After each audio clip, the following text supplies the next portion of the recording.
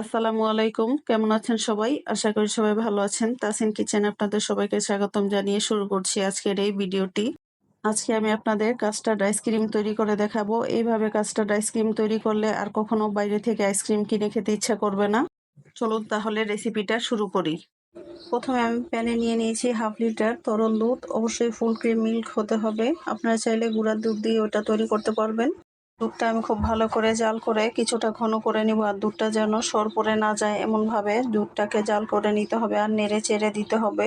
এবার এতে দিয়ে দেবো আমি 4 টেবিল চামচ চিনি। 4 টেবিল চামচ চিনি যথেষ্ট, এর চাইতে বেশি চিনি দিতে যাবেন না, তাহলে অতিরিক্ত মিষ্টি হয়ে যাবে।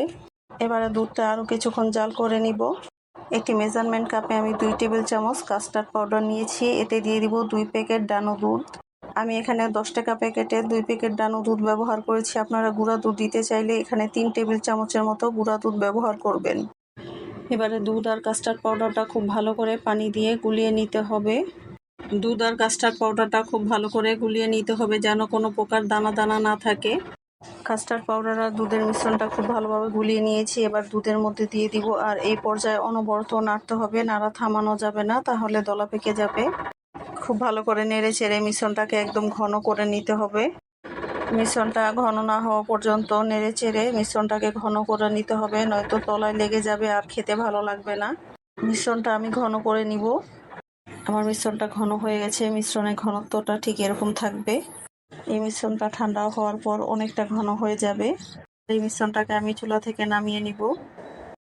দেখেই বুঝতে পারছেন মিশ্রণের ঘনত্বটা ঠিক কেমন হয়েছে। এবার এটাকে আমি ফ্রিজে রেখে দিব আধা ঘন্টার জন্য।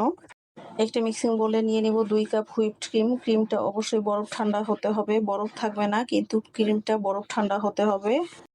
একটি ইলেকট্রিক বিটার দিয়ে আমি ক্রিমটাকে খুব ভালো করে বিট করে নিব। আমি এখানে ট্রপিক্যাল ক্রিমটা ব্যবহার করেছি। আপনারা আপনাদের পছন্দ মতো যে কোনো ক্রিম ব্যবহার করতে পারবেন। আর আইসক্রিমের বানানোর জন্য ক্রিমটা অনেক বেশি বিট করতে হয় না, 3 থেকে 4 মিনিট বিট করে নিলেই হয়। ক্রিমটা অনেক বেশি বিট করা যাবে না, তাহলে কিন্তু ক্রিমটা ফোম হয়ে যাবে আর খেতে ভালো লাগবে না। কেক বানানোর জন্য যেভাবে আমরা ক্রিমটা স্টিপ করে নেই, এই ক্রিমটা খুব বেশি স্টিপ করা যাবে না।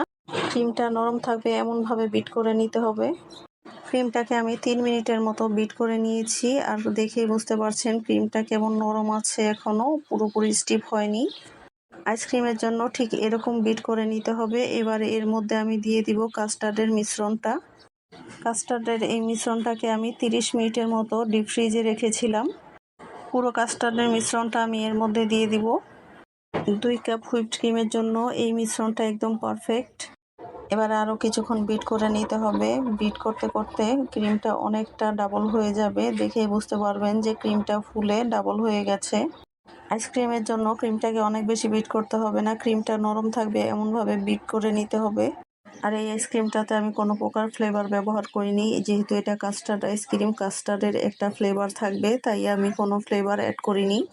আর আমি এখানে ভ্যানিলা ফ্লেভারের কাস্টার্ড পাউডারটা ব্যবহার করেছি।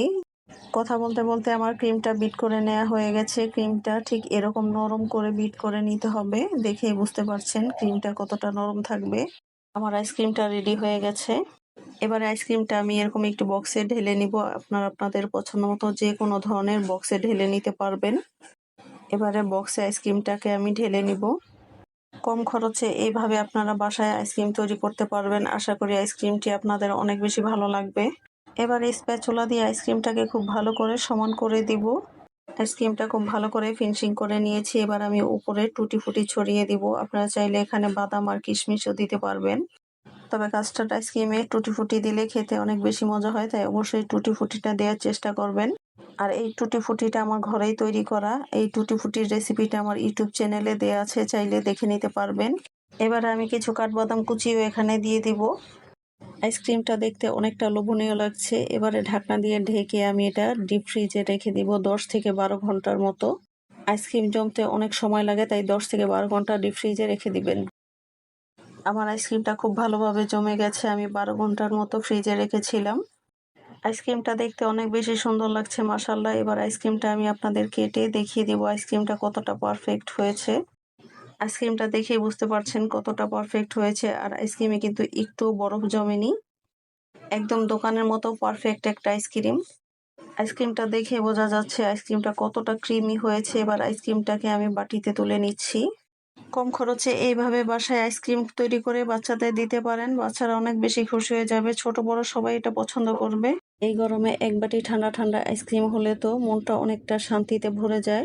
আইসক্রিমটা এতটা মজা হয়েছিল যে সবাই অনেক বেশি প্রশংসা করেছে। এইভাবে বাসায় আইসক্রিম তৈরি করে খেতে পারেন। আশা করি সকলের অনেক বেশি ভালো লাগবে। ভিডিওটি ভালো লাগলে অবশ্যই একটি লাইক দিবেন।